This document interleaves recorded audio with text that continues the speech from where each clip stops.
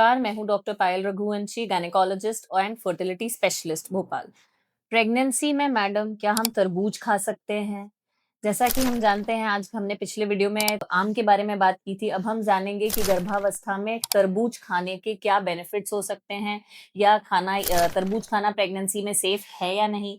तरबूज में क्या वो बेनिफिट्स होते हैं जो आपको और आपके बच्चे की इम्यूनिटी को बढ़ाएंगे। थर्ड, इसके बारे में वैज्ञानिक शोध क्या कहता है। तरबूज में क्या होता है? तरबूज में होता है 90% तरबूज जो है पानी का बना होता है, जिससे हमारा शरीर हाइड्रेटेड रहता है, डिहाइड्रेशन से हमें बचाता है, यानी पानी की कमी से बचाता है। तरबूज में बहुत ज्यादा प्रचुर मात्रा में vitamin A, vitamin C, vitamin B six बच्चे के मस्तिष्क के विकास के लिए बहुत ज्यादा जरूरी है। विटामिन सी और विटामिन ए सारी ही बॉडी के इम्यूनिटी के लिए जरूरी है। साथ में तरबूज में होता है लाइकोपीन, जो एक एंटीऑक्सीडेंट है, जो गर्भावस्था में इम्यूनिटी को बढ़ाता है। थर्ड होता है पोटेशियम। तरबूज में पोटेशियम भी बहुत ज्यादा मात्रा में होता है, जिससे बच्चे की मांसपेशियां और तंत्रिका तंत्र मजबूत होते हैं। तो इससे ये तो पता चलता है कि तरबूज जो है बहुत ही विटामिन रिच फ्रूट है, और ये हर तरीके से बेनिफिशियल रहेगा यदि आप इसे प्रेगनेंसी में लेते हैं। अब हम इसमें देखते हैं, क्योंकि पानी की मात्रा बहुत ज्यादा है, तो ये शरीर को हमेशा हाइड्रेटेड रखेगा, आपको डिहाइड्रेशन से बचाएगा।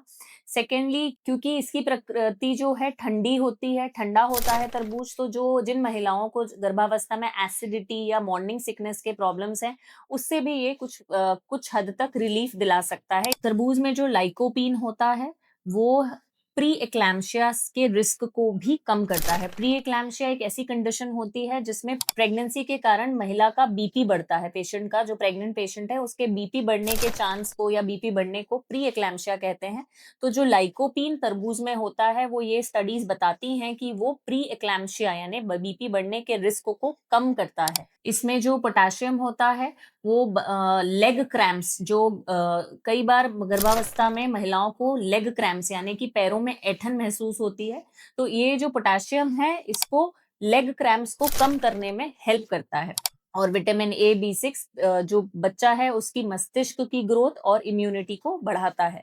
अब हम बात करेंगे तरबूज खाने के क्या नुकसान हो सकते हैं और किन प्रेग्नेंट पेशेंट्स को इसको अवॉइड करना चाहिए। क्योंकि तरबूज एक मीठा फल है, तो सिमिलरली जैसे आम जो है वो डायबिटिक महिलाओं को नहीं खाना है, वैसे ही तरबूज में आप एडिशनल शुगर बिल्कुल ना लें।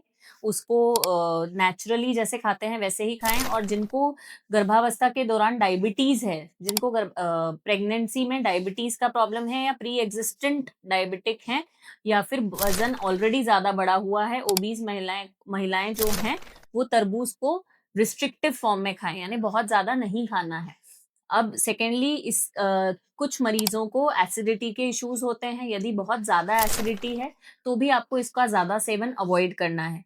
तीसरा, कटा हुआ तरबूज, यानी आप बाजार से जब भी लें तो उसे पूरा वैसा ही लें, बिना कटा हुआ लें, क्योंकि कटे हुए तरबूज में या ऑलरेडी कटे हुए रखे जो फ्रूट्स होते हैं, उसमें बैक्टीरियल इन्फेक्शन का चांस होता है।